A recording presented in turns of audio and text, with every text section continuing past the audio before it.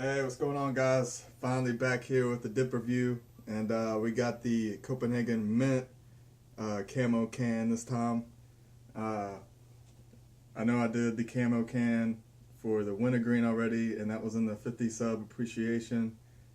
And I guess someone watched that and just unsubscribed. They're like, shit, he hit 50. Like, I gotta unsubscribe, but it was at 51, then it went down to 50, and now it's up to 56, so it's fluctuating. I don't know why people subscribe and unsubscribe, but it might be YouTube itself. But Copenhagen Mint long cut, you know it's 100% American. Underage sale, can't be selling it to kids. Nashville, Tennessee, U.S. Smokeless Tobacco Company, we all know this. Tax Class M. Don't really know all about that, but I know all the tobaccos are classed differently by what they are. But sell by April 2nd, 2017, so it's pretty fresh, uncracked can here. Get a better look at it real quick.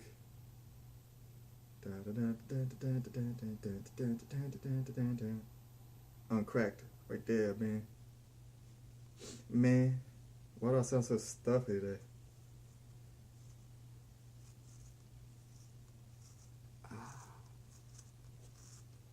Gotta hear that crack, man.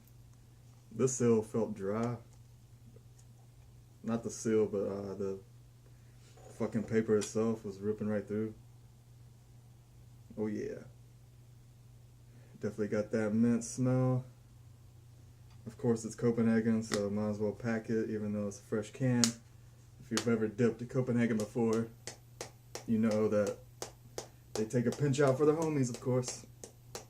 We all know this, and it's a shame. But apparently, the store I go to that I buy dip half the time, their prices went down. Because Copenhagen used to be $3 something, maybe approaching $4. But it went back down to three on the dot. So, that was pretty cool. Got $2 back, homeboy. You know what I'm going to do with those $2? Probably buy another can. This is the first dip of the day, so don't want to make it a ham hocker. Frog leg. Shout out to Darcy. I'm pretty much giving Darcy a shout out every time. Just because I use his products, you know what I'm saying?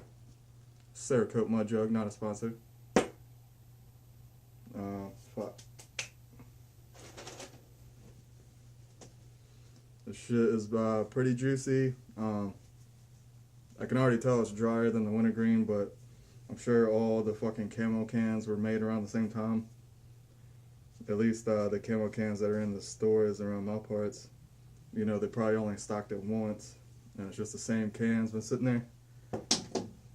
Dropping my cans, huh? But yeah, Copenhagen Mint. I'm not sure if I've ever done a review on it yet. I know I've had it and I liked it, but I don't think I did a review on it yet. We're all lined up right there, boom. The smell, I mean, the only mint that smells better than Copenhagen Mint is Stoker's Mint, but that doesn't mean it's a better dip. That just means the smell's a little bit better with Stoker's. But wintergreen, Copenhagen Mint, the smell, I'm starting to become a mint fan every now and again. Like, I'll buy a can here and there. I can't do it all the time. Mint gets tiring for me. Because, you brush your teeth in mint, you might be chewing gum that's mint. Why are you going to be throwing a dip in that's mint too? But that's just me. That's my, train of thinking right there. Smell, 1 out of 10, I gotta give it, a 7, because it's a pretty good smell. You don't really smell the natural behind it, because some mints you can barely smell the mint, and then it's like just that nasty dip smell behind it. Got a hanger. But yeah, this shit's pretty good. The smell's a 7. taste, or the pack and pinch. It's a 10. It's Copenhagen. It's going to stay together. I made a mistake by taking the last of my Copenhagen wintergreen and putting it in a can of Kodiak wintergreen, and it just doesn't mix well. I think the Copenhagen was just coming out of the Kodiak, but if it was less Kodiak than the Copenhagen, then it would have been the Kodiak coming out, and you know, I just could not keep it packed. Back to this.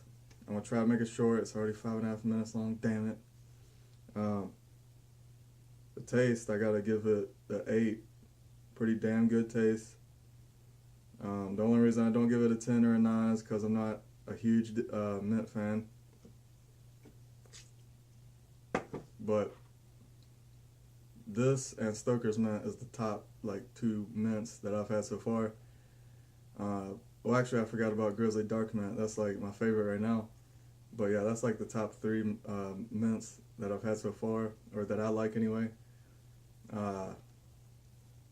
Longhorn Mint was alright, but I can go without that. Still need to try some more Skull Mints and stuff.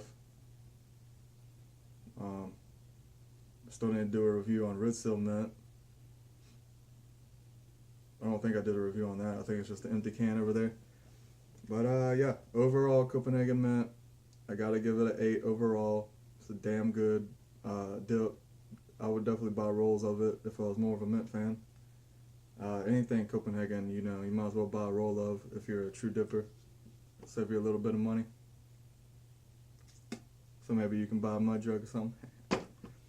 I want to buy an old Tommy spittoon, but you know, those are a little more expensive sometimes, and harder to clean out maybe. Actually, I don't know.